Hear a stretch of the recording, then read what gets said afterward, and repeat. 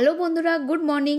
আমি শীতকালীন যতগুলো ফুলের চারা গাছ বসিয়েছি সেগুলো ছোট থেকে কিভাবে পরিচর্যা করে বড় করে তুলছি আর খুব সহজেই গাছ ভর্তি এরকম ফুল আসছে সেটাই আজকের ভিডিওতে তোমাদের সঙ্গে শেয়ার করব। আমি যতটা পারি জৈব সার ইউজ করি। এটা হচ্ছে বাদাম খোল। আমি শুনেছি সর্ষের খোলের থেকে বাদাম খোল বেশি উপকারী, তাই আমি এটা ইউজ করি। মাঝে মাঝে যখন পাই না তখন সর্ষের খোলও ইউজ করি। আমি অত মেপে খোল জল পোষতে দিই না, মোটামুটি 2 মুঠো মতো এরকম খোল নিয়ে নিই। তাতে 3 থেকে 3.5 লিটার জল মিশিয়ে দিয়ে মোটামুটি 4 থেকে 5 দিন মতো ভালো করে পচিয়ে নিই। এটা কিন্তু অল্প একটা ঢাকনা দিয়ে রাখি, না হলে এর মধ্যে মশা ডিম পাড়তে পারে, পোকা হয়, তাই জন্য একটু ফাঁকা করে চাপা দিয়ে রেখে দিই। এটা 5 দিন পরে দেখতে পাচ্ছ খুব ভালোভাবে পচে গেছে। এখান থেকে আমি 1 মগ মতো তুলে নেব, নিয়ে 4 থেকে 4.5 লিটার জলে ভালো করে মিশিয়ে সেটা ডাইলিউট করে নেব।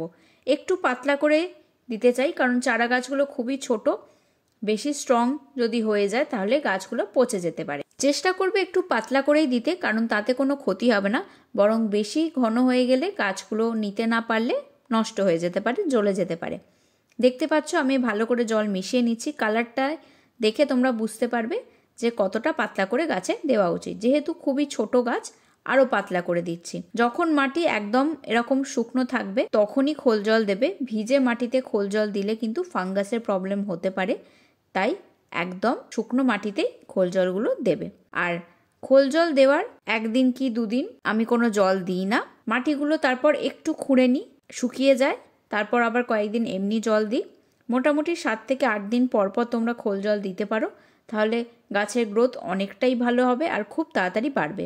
শীতের সমস্ত গাছ খোলা আকাশের নিচে রাখার চেষ্টা করবে, কারণ রাতের যে শিশিরটা পড়ে সেটা কিন্তু গাছের গ্রোথের জন্য খুবই ভালো। আর রোদও যেন খুব পর্যাপ্ত পরিমাণে পায়।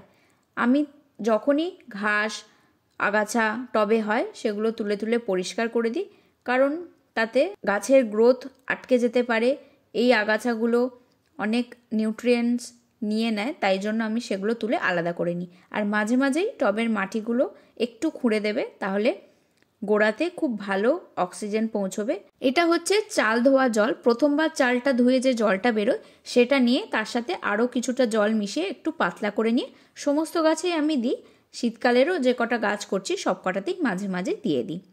এবার দেখতে পাচ্ছ কিছুদিন পরের আপডেট। গাছগুলো খুব সুন্দরভাবে বেড়ে উঠছে।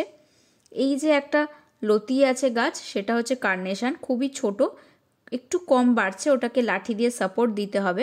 খোল জল দেওয়ার 1 থেকে 2 দিন পর মাটির ওপরটা এভাবেই খুঁড়ে দেবে, তাতে সারগুলো মাটির সঙ্গে খুব ভালোভাবে মিশে যাবে আর গাছের পক্ষেও পুষ্টিগুলো নিতে সুবিধা হবে। আর এই ফুল গাছটা তো দেখতেই পাচ্ছ 50 থেকে 55 দিনের মাথায় কতটা বড় হয়ে গেছে আর সুন্দর ফুল আসছে।